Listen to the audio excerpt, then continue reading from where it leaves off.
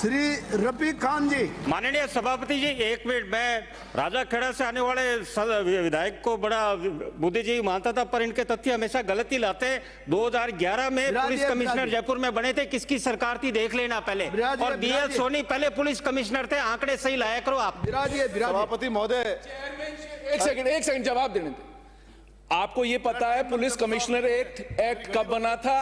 That was under the Home Minister was, सुनिए बात को, Home Minister was mister Gulab Chand Kataria और उनके साथ दूसरे एमएलएज उस कमेटी के मेंबर थे। गुलाब चंद जी की रिकमेंडेशन पर यह कमिश्नरेट बना है। तथ्य नहीं पता हो तो आप तथ्य जान लीजिएगा, निकाल लीजिए। रफीक जी बोलिए। प्रोसीडिंग्स। रफीक जी का समय चालू। टक्कर मत लिया करो। सभापति महोदय,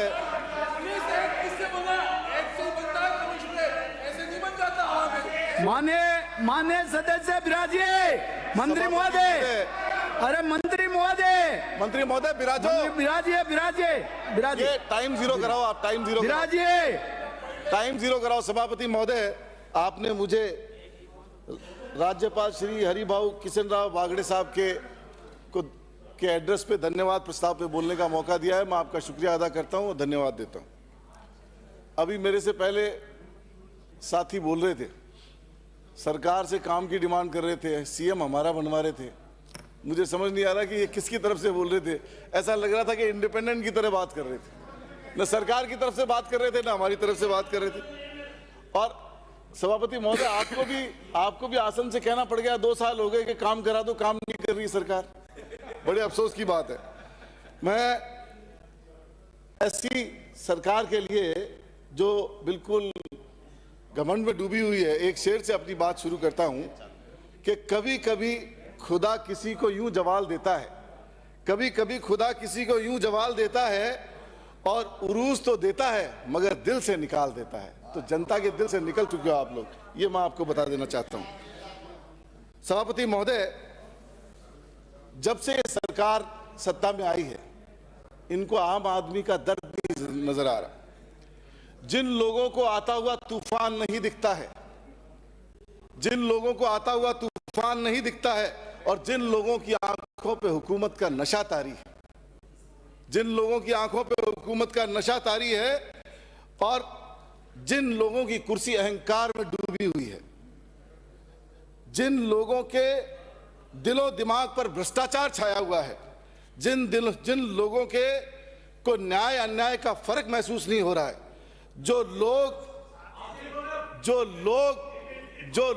नफरत के बीज बोके लोकतंत्र की हत्या करके सत्ता में आना चाहते हैं, उन लोगों से कहता हूं, मेरे दौर की हर धड़कन पर, मेरे इस दौर की हर धड़कन पर भ्रष्टाचार की मरी हुई व्यवस्थाओं का फजाओं की व्यवस्था भारी है।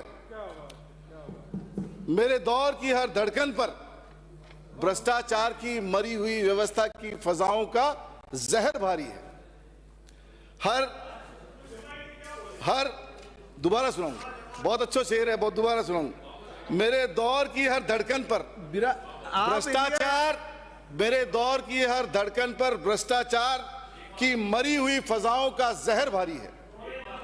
भ्रष्टाचार की फजाओं का जहर भारी है। और कैसे है कि हर शख्स का दम घुट रहा है, हर शख्स का दम घुट रहा है। को संबोधित कीजिए, आपका समय जा रहा है। हर शख्स का दम घुट रहा है, हर नौजवान बेरोजगार है। बेरोजगारों की संख्या मालूम है कितनी? आपको 8 करोड़ की आबादी हो गई राजस्थान की। 1 करोड़ से ज्यादा लोग बेरोजगार हैं, आपको पता नहीं है। और लोग सड़कों पे हैं, जिस दिन सड़कों पे आएंगे आपको पता लग जाएगा।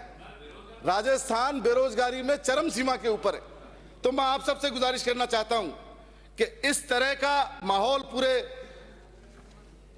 राजस्थान में फैला हुआ है और आप लोग कोई उसकी सुध नहीं ले रहे हो। अभी मनरेगा पे बोल रहे थे, आप आसन को संबोधित कीजिए। अभी मनरेगा पे बोल रहे थे और वीबी ग्राम जी की बात कर रहे थे।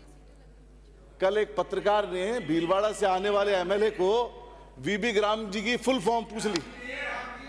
फुल फॉर्म नहीं बता पाए। फुल फॉर्म बता दो। फुल फॉर्म बता दो। फुल फॉर्म बता दो। राम जी कहने में परेशानी होती है। विकसित भारत, विराजे, अरे राम, आप बोले आसन विकसित भारत, विकसित भारत, गारंटी फॉर रोजगार, आप विराजिए सदस्य। रोजगार आजीविका मिशन, गारंटी अंग्रेजी, गारंटी अंग्रेजी, रोजगार हिंदी, मिशन अंग्रेजी। अरे आपके पास शब्द नहीं थे तो कोई संस्कृत के शब्द ले लेते, उर्दू के ले लेते, यहाँ की मातृभाषा है हिंदुस्तान की, उसके लफ्ज ले लेते। और कह रहे हो राम जी से नफरत है, राम जी से नफरत है। भगवान श्री राम मर्यादा पुरुषोत्तम थे। आप राम जी की बात कर रहे हो। रामगंज में मेट्रो का स्टेशन बन रहा था, आपने रामगंज का राम जी का नाम था ना, इसलिए मेट्रो स्टेशन खत्म कर दिया। हमने अप्रूव किया था, बड़ी चौपट से मेट्रो का उद्घाटन किया हमने उद्घाटन किया, और रामगंज में स्टेशन था। और आप सब लोगों ने मिलके कि रामगंज स्टेशन नहीं होना चाहिए, उसको आगे ट्रांसपोर्ट नगर ले जा रहे हो। क्यों ले जा रहे हो भाई? जब पूरी फिजिबिलिटी रिपोर्ट थी, सारा कुछ था, तो क्या किया आपने? आपने राम राम की बात करके राम जी के नाम से स्टेशन को हटा रहे हो।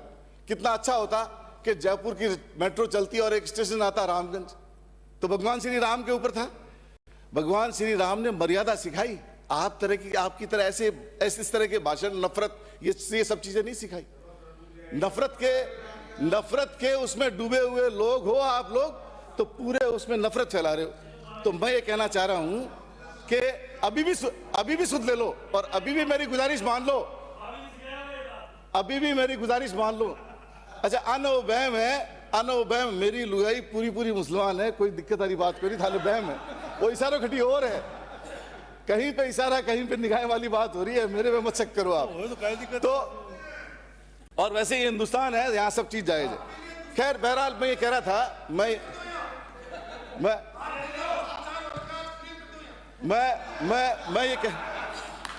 ये कहना चाह रहा हूं, मेरा तो एक ही है, मैं ये कहना चाह रहा हूं जी कि अभी भी सुधर जाओ आप, अभी भी मौका है, और उस रामगंज के स्टेशन को बहाल कर दो। मंत्री महोदय संज्ञान लो और रामगंज के स्टेशन को वापस बहाल कर दो। ये आने वाली जनरेशन माफ नहीं करेगी। दूसरी जगह से तो आपको राम का नाम बनाने के लिए अंग्रेजी शब्दों का सहारा लेना पड़ रहा है, अंग्रेजी शब्दों का सहारा लेना पड़ रहा है। या सीधा रामगंज स्टेशन है, सीधा रामगंज मेट्रो, उसको चालू करो, क्यों बंद कर रखा है उसको आपने? तो मैं ये आप सबको कहना चाहता हूं। दूसरी एक बात और कहना चाहता हूं। दूसरी बात ये कहना चाहता हूं कि अभी हमने खूब वाहवाही बटोरी कि साहब अमेरिका से सेटलमेंट हो गया और अमेरिका ने हमें टैरिफ माफ कर दिया। लेकिन टैरिफ किस चीज पे माफ किया पता सभापति महोदय? टैरिफ माफ करने के लिए इनको हिंदुस्तान के पूरे किसानों की कुर्बानी देनी पड़ी, और उनके कृषि मंत्री का बयान आया है।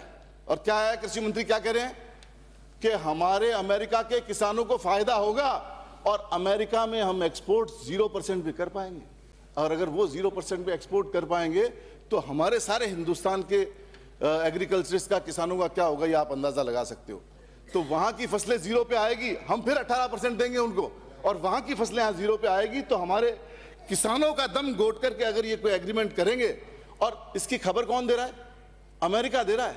पार्लियामेंट चल रही है, पार्लियामेंट में खबर नहीं दे रहे हैं लोग, पार्लियामेंट में नहीं बता रहे हैं कि ये कॉम्प्रोमाइज इस तरीके से हो रहा है। तो मैं आपको और पूरे सदन को ये बात बता देना चाहता हूं।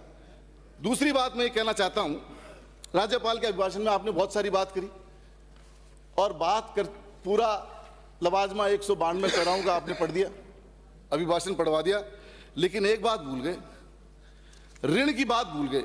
मैंने सभापति महोदय एक सवाल लगाया, और पिछले साल लगाया कि राजस्थान में इस पिछले 1 साल में कितना ऋण लिया गया, तो आपको ताज्जुब होगा। पिछले 1 साल की बात बता रहा हूं, 24-25 की। मेरे पास जो फिगर आया है, डोटासरा जी फिगर दिया इन्होंने, 1,49,203 करोड़ रुपए, ये पहले साल में ले लिया आपने। पहले साल में 1.5 लाख करोड़ का लोन ले चुके हो आप, और पूरे राजस्थान को कर्ज में डुबो दिया आपने। और आप ये कह रहे हो कि अभिभाषण में आप उनको धन्यवाद प्रस्ताव दें। ऐसे चीजों पे धन्यवाद नहीं दिए जाते हैं, लेकिन संवैधानिक प्रक्रिया है इसलिए बोल रहे। लेकिन आपको ये सबक लेना चाहिए कि इस तरह से आप अगर बजट को मैनेज करोगे तो आप 5 साल मुश्किल निकालोगे। 5 साल आपको निकालने में बड़ी मुश्किल हो जाएगी।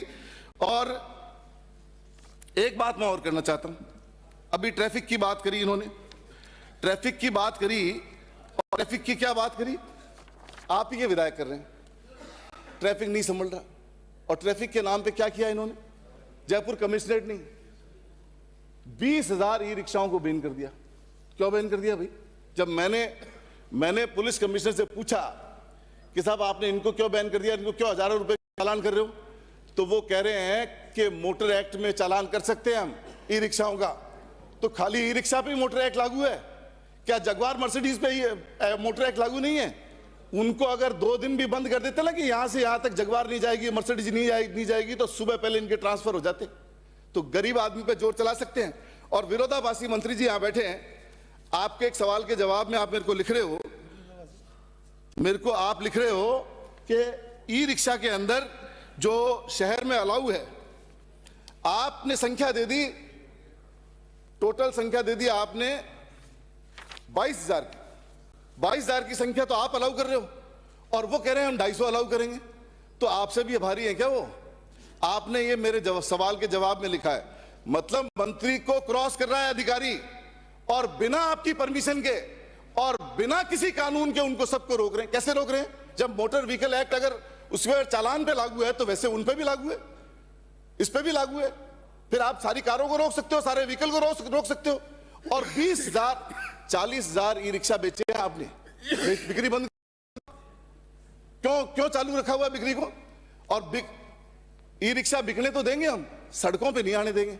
तो जो हजारों आदमी जो ई रिक्शा चला रहे हैं, अपना रोजगार ले रहे हैं, उनके ऊपर लाखों आदमी की रोजगार की गाड़ी चल रही है, तो आप रोजगार को बढ़ावा नहीं दे सकते। तो मैं ये कहना चाह रहा हूं मंत्री महोदय, जागो और विवेक से निर्णय लो, और पुलिस को आपके ऊपर हावी मत होने दो। आपका काम है, आपके आदेश की पालना नहीं हो रही है। पिछले साल का लेखा जोखा प्रस्तुत किया, और खूब बात इन्होंने इसमें सारी बात लिखी, और एक बात लिखना भूल गए, राइजिंग राजस्थान तो लिखते हो, और राइजिंग राजस्थान पे जब हम सवाल करते हैं कि कितने पैसे खर्च हुए तो नहीं बताते हो, अग्राह्य कर लेते हो सवालों को। जब हम कहते हैं कि आपने इसमें कितना पैसा खर्च किया तो नहीं बताते हो आप। और एक चीज भूल जाते हो, आईफा आपने ऑर्गेनाइज की, और फिल्म स्टारों को किसानों की खून पसीने की कमाई के 100 करोड़ रुपए दे दिए। किस बात के लिए दे दिया आपने 100 करोड़ रुपए? किसने अधिकार दिया आपको 100 करोड़ रुपए देने का? कस्टोडियन हो आप कस्टोडियन हो, आप किसी को गलत फायदा नहीं दे सकते हो। जो आज साहिबे मसनद हैं कल नहीं होंगे, जो आज साहिबे मसनद हैं कल नहीं होंगे। किराएदार हैं, जाती मकान थोड़ी है, जाती मकान नहीं है, घर खरीद के नहीं दे सकते आप, यहां रह नहीं सकते, परमानेंट अड्डा नहीं है आपका, जाना तय है। आपके साथी विधायक ने मेंशन कर दिया, एसआईआर आपने लागू करी, और खूब जोर शोर से अधिकारियों को डंडा कर दिया। बीएलओ कह दिया सस्पेंड हो जाओगे, कई बीएलओ ने सुसाइड कर ली, और कई बीएलओ बिल्कुल फूट गए कि नहीं मैं तो नहीं करूंगा किसी सूरत में, आपने अगर मेरे को फर्जी नाम काटने के लिए कहा तो। सारी प्रक्रिया आपके कहने से हो गई। फिर एक दिन अचानक 14 तारीख को संक्रांत के दिन आप सारे कर्मचारियों को बुलाते हो, सारे बीएलओ को बुलाते हो, और आपके कार्यालय से 9-9 हजार 10-10 हजार फार्म एक विधानसभा से दे देते हो। क्यों? किसने पावर दे दिए? कौन सा नियम है? किस नियम से दे रहे हो? और जब मैं प्रेस कॉन्फ्रेंस करता हूं सभापति महोदय, और विटनेस खड़े करता हूं, जो आदमी 5 साल पार्षद रह लिया उसका नाम भी लिख करके दे देते हो। और मैं कहता हूं कि मेरे सामने लड़े हुए बीजेपी के विधायक ने 300-400 फार्म भर के दिए हैं, और उसमें कंडीशन है, जब वो घोषणा करता है तो घोषणा में लिखा जाता है कि 1 साल का दंड होगा, या 1 साल का दंड या सजा, तो दोनों होगी। तो 1 साल की सजा और दंड दोनों का प्रावधान है उसके अंदर। और वो कहता नहीं मैंने तो 400 नहीं, मैंने तो 2000 करें। 2000 साइन करके, और आपके आदमी वहां पर साइन करके उसमें दे देते हैं, और यहां तक की कार्रवाई होती है। एक आदमी, आप सुनोगे तो बहुत आपको अफसोस होगा, एक आदमी 1948 में जू में नौकरी करी उसने, 1727 में जयपुर के राजा ने उनको लाके जयपुर बसाया, उनके खानदान को, और 1948 में जू में नौकरी करी और भारत सरकार के आदेश पे अफ्रीका गए, फॉरेन टूर किया। उनका भी आपने नाम लिख के दे दिया कि इनका नाम भी काट दो। तो 2000 फॉर्म भर के दे रहे हैं, एडमिट कर रहे हैं। तो ये सरकारें ज्यादा दिन नहीं रहेगी, ज्यादा प्रोटेक्शन नहीं चलेगा। जिस दिन सजा होगी उस दिन 2000 साल की सजा होगी, इतनी बात है, ये आप समझ लेना। जिस तरह का काम एसआईआर में आपने पूरे राजस्थान में किया है, आप वो डॉक्यूमेंट मिटा नहीं सकते हो। हम कागज की कॉपी मांग रहे हैं, कागज की कॉपी नहीं दे रहे हो। क्यों नहीं दे रहे हो फॉर्म की कॉपी? और मैं ये पूछना चाह रहा हूं कि वो फॉर्म लिए किसने? बीएलओ ने लिए, रिटर्निंग ऑफिसर ने लिए, जिला निर्वाचन अधिकारी ने लिए, किसने लिए? ये क्यों नहीं बात सामने आती है? और कैसे फॉर्म बट गए? फॉर्म बट करके कैसे बीएलओ के पास पहुंच गए? सुपरवाइजर राइटिंग में जवाब दे रहा है कि जिस आदमी के दस्तखत से, फर्जी दस्तखत करके दे रहे हो, और वो कह रहा है कि जिस आदमी से दस्तखत से फॉर्म भर के दे रहे हो उसने मना कर दिया कि मेरे साइन नहीं। राइटिंग में एविडेंस है, फोटो है, फोटोकॉपी है, जेल जाने से कोई नहीं बचा सकता। तो मैं ये कहना चाहता हूं कि इसमें संज्ञान लो और एक दिन चर्चा रखो एसआईआर पे। यहां हम सदन में किस लिए आते हैं? अगर इलेक्टोरल प्रोसेस ही भ्रष्ट कर दोगे आप, तो फिर इस पूरी विधानसभा का क्या मतलब है? इस पर चर्चा रखो एक दिन विधानसभा के अंदर और ब्लैक एंड व्हाइट हो जाए सारी बात। आपने कहा, हमने पहले बात करी अध्यक्ष महोदय से कि चर्चा करो। अध्यक्ष महोदय क्या कह रहे हैं कि प्रेसिडेंस नहीं है। लोकसभा में पूछूंगा, लोकसभा में चर्चा हुई है, बिहार में चर्चा हुई है, हरियाणा में चर्चा हुई है, तो यहां क्यों नहीं हो सकती एसआईआर पे चर्चा? एक दिन का पूरा प्रोविजन करो और यहां चर्चा करो। ये तो सभी के लिए है, कांग्रेस बीजेपी क्या होता है, सबको फायदा मिलेगा। एक थारा विधायक घंटी नहीं बाजनी चाहिए, लाउड स्पीकर नहीं बाजनो चाहिए, सारा कानून थे ही बना लो, कॉन्स्टिट्यूशन भी थे ही लिख दो। इतना खुली छूट मत दो। और सुनो, थाने में वो बैठ के क्या कहते हैं, लैंग्वेज सुनो उनकी। थाने में बैठ के कहते हैं, इंचार्ज की कुर्सी पे बैठते हैं और कहते हैं ये काम नहीं किया तो सिर फोड़ दूंगा। रीले मौजूद है, हथियार रख के पूजा करते हैं। एक कोई आदमी, किसी ने एयर गन रख करके आपने हाथ में फोटो खिंचा ली तो उसको थाने में बुला लेते हो? ये किसी मशीन गन रख करके, वेपन रख करके पूजा करते हैं, उसके ऊपर कानून नहीं है? कानून सबके लिए बराबर है। कानून की पालना से चलना होगा। विधायक को, जो विधायक ओथ लेता है, उस विधायक की ओथ का पालन करना होगा। ये तो विधायक रहने लायक नहीं है। समझो जी। एक्सीडेंट की बात कर रहा हूं, एक्सीडेंट। अभिभाषण भी बोल रहा हूं, जो बातें आपके अभिभाषण में छूट गई वो बता रहा हूं। हाँ, उसको मेंशन करो। ये छूट गई आपकी, ये छूट गई। एक्सीडेंट में क्या कहा आपने? एक्सीडेंट, ट्रोला आता है गैस का भरा हुआ और 25-30 आदमी मौके पे मर जाते हैं, और ये निरंतर हो रहा है। इस बात का जिक्र नहीं कर रहे हो। उसकी रोकथाम कैसे करोगे? कैसे? आए दिन ये घटनाएं सुनने को मिलती है कि कहीं सिलेंडर फट गया, कहीं एक्सीडेंट में मौत हो गई, कहीं टैंकर से भिड़ करके मौत हो गई, कहीं टैंकर फट गया। तो एक ऐसी व्यवस्था बनाओ जिसमें ऐसी चीजें बार बार पुनरावृत्ति नहीं हो और हमें बार बार शर्मिंदा होने का मौका नहीं पड़े। तो आपसे गुजारिश करना चाहता हूं कि ऐसा कुछ भी किया जाए। एसआईआर से रिलेटेड एक बात रहेगी। राजस्थान में बहुत बड़ी बिरादरी, बहुत बड़ा समाज घुमंतू समाज का है। गाड़िया लुहार भी बोलते हैं उनको। आज जयपुर में है, खाना बदोश है, कल उदयपुर में है, परसों जोधपुर में है, पल्ले रोज कहीं है। उनको कैसे कवर करोगे, कैसे काटोगे? क्या वो राजस्थानी नहीं है? क्या वो हिंदुस्तानी नहीं है? और ये जो बार बार बात करते हो, बांग्लादेशी है, पाकिस्तानी है, रोहिंग्या है, अरे एक दिन खत्म कर लो इस बात को। तुमने बहुत सारे अभियान चला लिए, हम चलते हैं साथ में।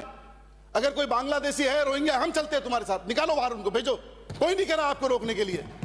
लेकिन बार बार इस आड़ में आप पब्लिक का एक्सटॉर्शन करो, शोषण करो, यह बर्दाश्त नहीं किया जाएगा।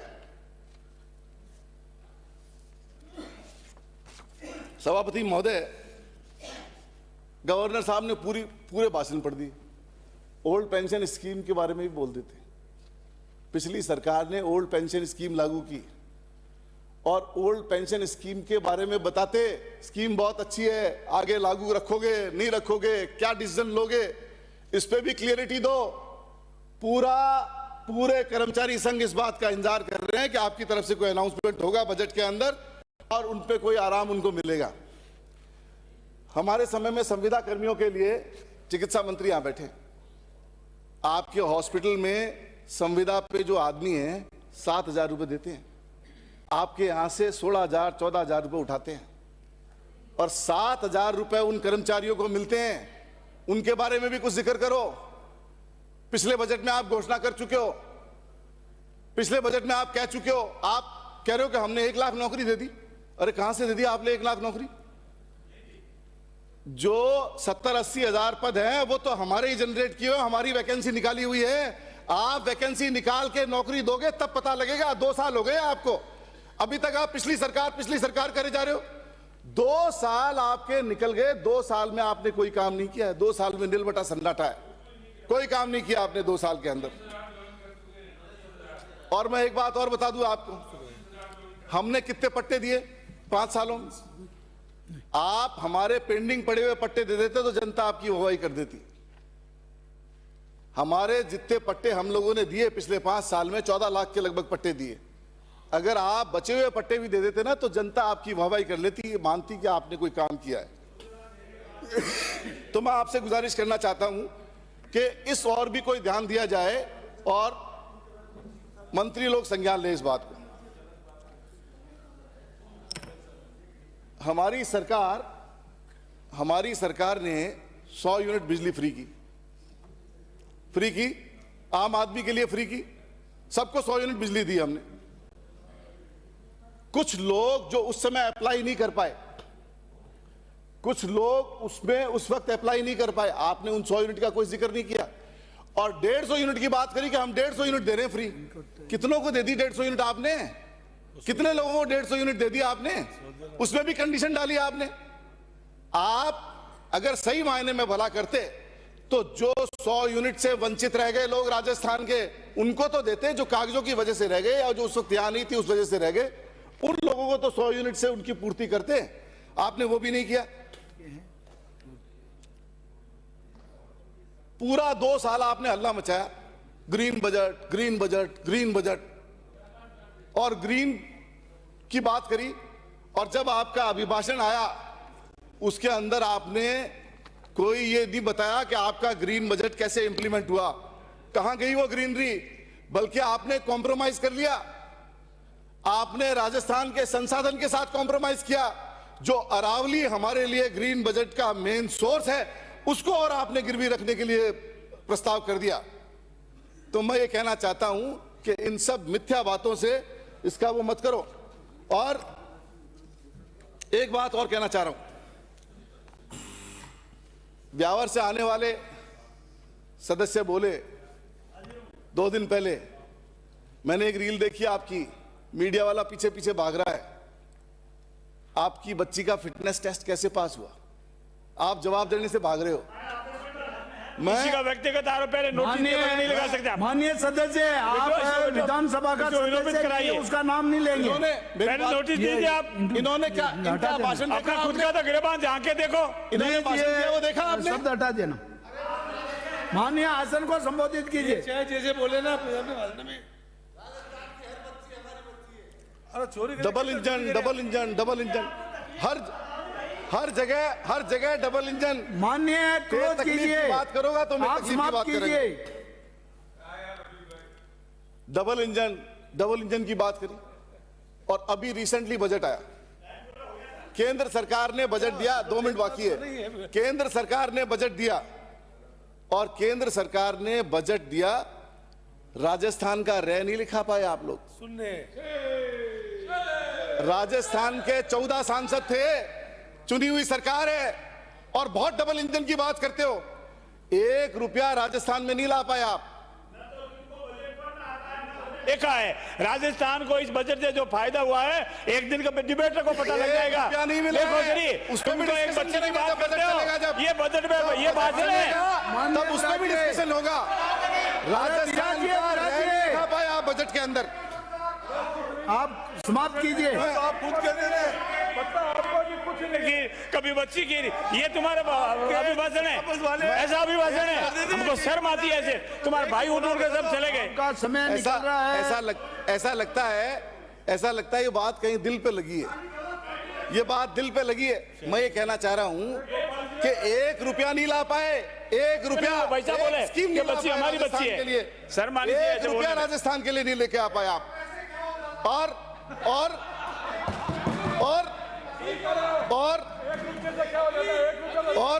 सुनो आप, माननीय सदस्य बिराजिए। और सुनो आप बात, न केवल बजट नहीं ला पाए बल्कि ये तय कर दिया आप ही के लोगों ने, ये बता दिया कि जब जब बजट पेश किया जाएगा केंद्र सरकार में तो जहां जहां इलेक्शन होंगे उन्हीं का ध्यान रखा जाएगा। जैसे पिछली बार नाकों में नकेल डाल के बजट में बिहार वाले ले गए और आंध्र प्रदेश वाले ले गए, इसी तरह इस बार आपने बजट उधर दे दिया। तो मैं ये कहना चाहता हूं कि राज्यपाल के अभिभाषण में आपने सारा झूठ का पुलिंदा बुलाया और सभापति महोदय, इनको माफी मंगाइए, झूठ है, सेंसिटिव शब्द है, सारा असत्य का पुलिंदा आपने बुलाया, ये मैं आपको कहना चाहता हूं। हो गया कल्याण। और स्कूल बिल्डिंग गिर गई, माननीय बिल्डिंगें जर्जर हो रही है, आपके मंत्री क्या जवाब दे रहे हैं? समाप्त बिल्डिंगों में मंत्री क्या जवाब दे रहे हैं? नहीं है, बिल्डिंगों में बोलना मंत्री पड़ता, क्या ध्यान जवाब दे रखो, रहे हैं? विधानसभा के पटल पे लिखा जा रहा है, पुरानी मंत्री किसी है। के मेरे नहीं है, मंत्री सबके हैं, पुरानी और राजस्थान है सरकार की 8 करोड़ की जनता की मेहरबानी से। आप लोग अभी भी ये संज्ञान नहीं ले रहे हो, आप लोग अभी भी इस बात का इंतजार कर रहे हो, आप लोग अभी भी इस बात का इंतजार कर रहे हो कि कोई नया हादसा हो, इस बात का इंतजार कर रहे हो, कोई बजट की प्लानिंग नहीं है आपकी, अभी भी आप इस बात को तय नहीं कर पा रहे हो। तो मैं ये कह सकता हूं कि राज्यपाल का पूरा अभिभाषण हम सब मिलकर के राज्यपाल के अभिभाषण की निंदा करते हैं। बहुत बहुत शुक्रिया, बहुत बहुत धन्यवाद। श्री अजय सिंह